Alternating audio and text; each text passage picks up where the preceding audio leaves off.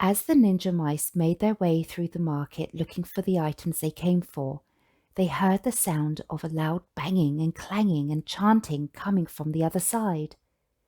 We got pots, we got pots, we got lots and lots of pots. We got pans, we got pans, we got lots and lots of pans. It was a couple of mice named Dilma and Lula banging on pots and pans to attract the attention of shoppers.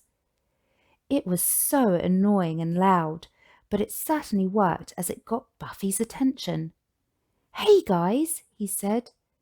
I know we didn't come here for pots or pans, but let's go and check it out. We might find something really good for the kitchen. The other mice went along with the idea, and they all followed the sound of the chants. We got pots, we got pots, we got lots and lots of pots. We got pans, we got pans, we got lots and lots of pans. As the ninja mice walked up to the shop, Dilma greeted them. Welcome to Pedro Bros. I'm Dilma. Not only am I the president, I'm the first female president in this company's history. This is my business partner, Lula. What can we get for you today? Well, I'm looking for some new cookware for my kitchen, Buffy replied. Seizing the opportunity, Dilma jumped right in and said, Then you've come to the right place, because...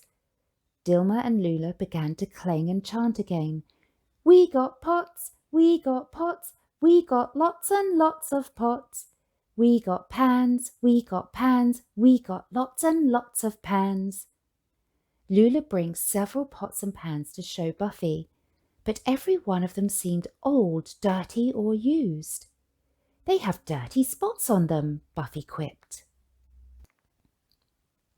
Dilma and Lula looked at each other and thought, Wow, that's fantastic, and began to chant and clang, We got spots, we got spots, we got lots and lots of dirty spots. And they're cracked, Buffy added. We got cracks, we got cracks, we got lots and lots of dirty cracks. And they're rusty too. We got rust, we got rust, we got lots and lots of dirty rust. Buffy was not impressed or amused by their antics. What don't you have? He asked mockingly. We have everything, Dilma replied proudly. Oh, really? You have everything? Renee chimed in. Do you have underpants? He asked sarcastically as he laughed to himself. Dumbstruck by Renee's inquiry, Dilma and Lula looked at each other, confused. Turning their attention back to Renee, Lula offers to go to the back of the shop to look. Racing to the back, Lula quickly pulled down his pants and took off his underwear. He then ran back to the front and presented his underwear to Renee. What the heck? Renee screamed in horror and disgust. The underwear was obviously used, as it was not wrapped in a package and was still warm to the touch. Not only that, it also had a stinky odour. Renee looked over to his friends, and together they spontaneously erupted into a chant. They got pants, they got pants, they got lots and lots of dirty underpants. Buffy, Renee, and the other ninja mice shook their collective heads and walked away from the Pedro Bros very unimpressed. They went back to look for the original items they came for, cheese, raisins, Legos, and crayons. Based on their previous experience dealing with the merchants at the flea market, the ninja mice knew the following. Mr. Monet is a famous French artist. His paintings and drawings are very beautiful and valuable. He will usually only trade them for something equally very valuable. But Mr. Monet also has lots of crayons and wants to only trade them for raisins. He loves raisins. Mr. Muzz Christiansen is a Lego collector and has lots of them. He wants to only trade them for crayons or cheese. Moussel Fournier, originally from France, is a food merchant. He is very successful because he will trade just about any food items you might have or want. But one thing he will not do is split up his packaged items like raisins and cheese.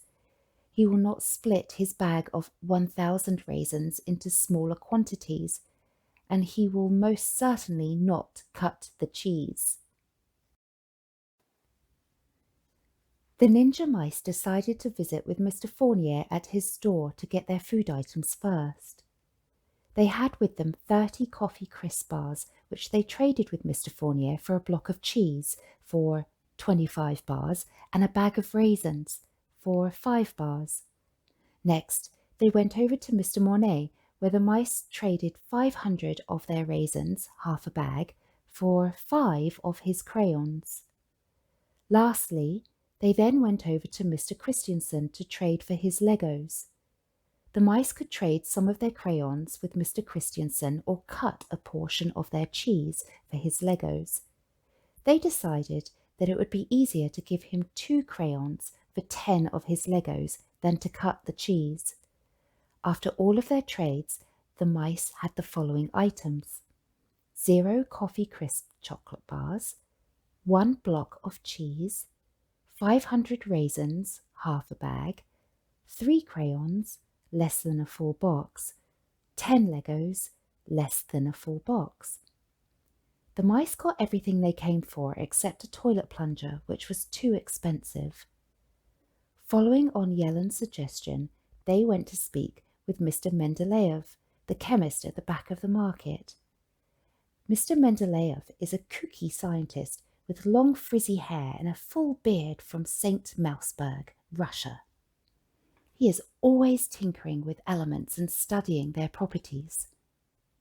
The mice found Mr. Mendeleev at his shop and told him about their little plumbing problem. Right away, Mr. Mendeleev had a solution for them. "My dear ninja friends," he said, "what you need is some sodium." "Oh, we had a little bit at breakfast this morning," Buffy replied. No, I don't mean for you. I mean for your toilet. You need sodium for your toilet," Mendeleev clarified. "You want us to put salt in our toilet?" the mice all asked in confusion. No, I don't mean sodium as in salt. I mean sodium as in the metal. You need pure sodium metal," Mendeleev explained. He went on to describe for the mice how sodium metal reacts with the water by giving up one of its electrons. He noted that a small chunk of sodium will produce a small explosion when placed in water. Mendeleev then pulled out a table that he developed to explain how sodium, symbol Na, is an alkali metal that belonged to the group 1 column. All the alkali metals in the group 1 column had very similar properties. The big difference, however, is that the further down the column you go, the more explosive the metal is when placed in water.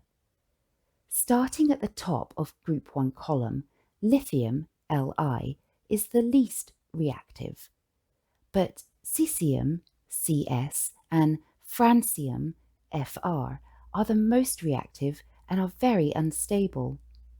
In fact, francium is actually radioactive. Even a little bit of it can cause quite a big explosion. Because of their properties, cesium and francium are kept in very special containers. This last bit of information caught Renee's attention. "Could we trade you some raisins for a sample of every alkali metal you have?" Renee asked. "Oh yes, of course. I love raisins," Mendeleev answered. "My rate is 100 raisins for 100 grams of metal." All the mice love raisins too, so they were reluctant to give any of it up. But they were equally as intrigued by the alkali metals as Renee was. The mice all agreed to do a trade with Mendeleev, and they let Renee speak on their behalf.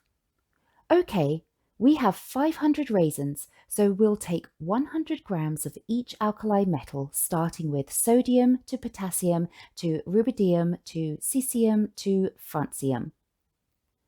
But before agreeing to the trade, Mendeleev wanted to taste the raisins first. He wanted to make sure the quality was good and that it wasn't a bag of boogers or something like that. After sampling a few raisins to his satisfaction, Mendeleev and the mice completed their exchange. Afterwards, the mice were eager to get on with their day so that they could go home to try the sodium in their toilet. Dear aspiring ninjas, can you solve the following exchange rate questions? If the ninja mice had 40 coffee crisp bars, what items could they get by trading? Assuming a block of cheese cannot be cut. Could they get everything they came for? How many of each item could they get by trading? Can they get a block of cheese, a full box of crayons, a full box of Legos, a full bag of raisins, and 100 grams of each alkali metals? How many combinations of items could they get? Good luck, little ninjas!